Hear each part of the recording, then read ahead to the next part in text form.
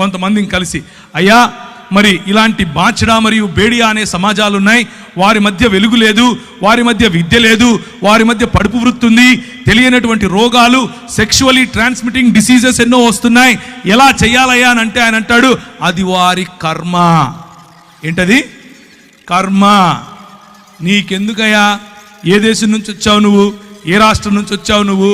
వాళ్ళకు నిధులు మేమెందుకు ఇవ్వాలి? అది వాళ్ళ వృత్తయ్యా, వాళ్ళు సంపాదించి ట్యాక్సులు కడతారు మాకు అంటాడు. ప్రభువా ఏం చేయాలి? పరిశుద్ధాత్ముని శక్తి, పరిశుద్ధాత్ముని బలం ప్రభుత్వాలతో కూడా మాట్లాడటానికి మనకు శక్తినిస్తుంది. ఆ 2003లో చూసినటువంటి ఆ సన్నివేశం మా మనసులో నిండిపోయింది. మేమందరం కలిసి ఒక ప్రణాళిక తీసుకొని వచ్చాం. ఈరోజు 2019కి వేలకు పైగా ఆ బాంచడా సమాజానికి చెందిన వారు, చదువుకున్న వారు ఉన్నారు. వేలకు పైగా పడుపు వృత్తిని వదిలేసిన వారు. వారి మధ్యలో స్కూళ్ళు స్థాపించాం, వారి మధ్యలో ఆలయాలు స్థాపించాం, వారికి పరిశుద్ధాత్మ దేవుణ్ణి పరిచయం చేశాం. పరిశుద్ధాత్మ దేవుడు కొంతమందికి అయితే వారిలో ఉన్న భయంకరమైన రోగాలు, నువ్వు సస్తావు, నువ్వు బ్రతకవు అని డాక్టర్లు చెప్తే చెయ్యి వేసి ప్రార్థన చేస్తే ప్రభు వారిని లేపాడు. స్త్రీలు, చిన్నపిల్లలు వెళ్ళి ప్రార్థన చేస్తే వారికి స్వస్థత. ఇలాంటివి ఎన్నో కార్యాలు పరిశుద్ధాత్మ దేవుడు బోర్డు పెట్టుకొని అమ్ముకోవాల్సిన అవసరత లేకుండా చేయగలిగినటువంటి గొప్ప దేవుడు పరిశుద్ధాత్మ దేవుడు. ఆయన 3 రకాలుగా ప్రభు అయిన యేసు క్రీస్తుకు మరి అపవాది చేసినటువంటి పరీక్షలో గెలవటానికి అధికారం, లేకపోతే గెలవటానికి సామర్థ్యాన్ని ఇచ్చాడు. మొట్టమొదటిది వాక్యపరమైనటువంటి ఆన్సర్ ఏమిటి అని అంటే, నీకున్న ఆధారం ఏంటి? నాకున్న ఆధారం భోజనం. నీకున్న ఆధారం ఏంటి? భౌతిక పరమైనటువంటి ఆశీర్వాదం. భౌతికంగా నీకు రొట్టెలిస్తాను, భౌతికంగా నీకు ఇల్లిస్తాను, భౌతికంగా నీకు కావలసిన ప్రతి అక్కరా తీరుస్తాను, నీ అక్కర్లన్నీ తీర్చడానికి నేను ఆధారంగా ఉంటాను, నువ్వు వస్తావా అని యేసుక్రీస్తు ప్రభువును శోధిస్తే, ప్రభువు పరిశుద్ధాత్ముని శక్తి, పరిశుద్ధాత్ముని తోడు కారణంగా ఆయన అంటాడు, నా ఆధారం దేవుడు మాత్రమే. నీ రొట్టెలతో నేను బ్రతకను, దేవుని నోట నుంచి వెలువడే ప్రతి వాక్యము చేత నేను బ్రతుకుతాను. దేవునికి స్తోత్రం కలుగును గాక. I will defeat you with the power of the Holy Spirit. I will defeat you with the power of the word of God.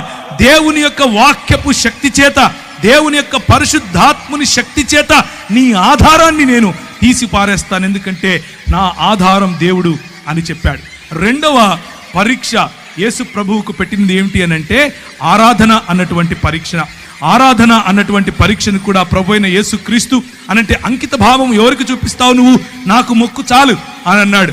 ప్రభు అంటాడు, నా అంకిత భావం నా తండ్రి అయినటువంటి దేవునికి మాత్రమే నేను ఇస్తాను, నేను ఆయనకు మాత్రమే ఇస్తాను, నేను ఆయన మాత్రమే అనుసరిస్తాను.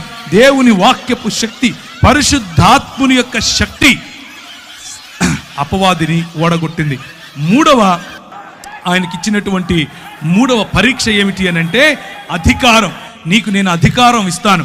ఇదిగో చూడు, సర్వ ప్రపంచము నా దగ్గరే ఉంది, ఈ ప్రపంచం పైన నేనే అధికారిని, నీకు ఈ అధికారం ఇచ్చేస్తాను, నువ్వు నా దగ్గరికి రా.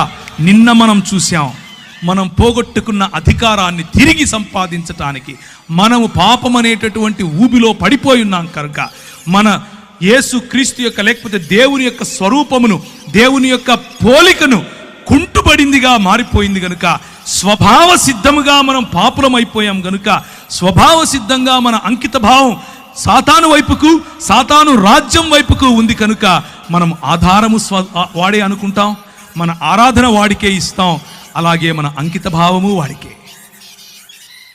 అలాగే మన అధికారము కూడా వాడికే ఇచ్చేసాం. ప్రభు అంటాడు, అవసరం లేదు నువ్వు ఇచ్చే అధికారం నాకు, నువ్వు నీ దేవుడైనటువంటి యెహోవాను శోధింపటానికి నీకు ఎంత ధైర్యం అని అంటాడు. అధికారం నాది, నేను అధికారం తిరిగి తీసుకోవటానికే వచ్చాను, నేను నా రాజ్యమును స్థాపించటానికే వచ్చాను. నువ్వు అనుకుంటున్నావు ఈ రాజ్యములన్నీ నీవని, నువ్వు అనుకుంటున్నావు ఈ రాజ్యముల పైన నాకు అధికారం ఉందని, కానీ ఈ రాజ్యముల పైన నీకు ఎవరైతే అధికారం ఇచ్చారో నా పిల్లలు, నా అనుయాయులు, వారిని నేను సాక్షులుగా నిలబెట్టబోతున్నాను, వారికి నేను సంచకరువుగా పరిశుద్ధాత్మనిచ్చి వెళ్ళబోతున్నాను. నాకు తోడుగా ఉండి నిన్ను ఓడించటానికి అవసరమైనటువంటి పరిశుద్ధాత్ముడు నేను వారికి ఇచ్చిపోతాను. నీవు నీ దేవుడైనటువంటి యెహోవాను శోధించటానికి నీకు అర్హత లేదు అని కొట్టి పారేశాడు. ఇది దేవుని రాజ్య సువార్త.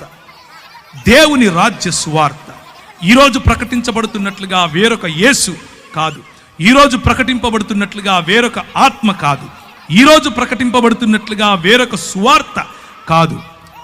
మనము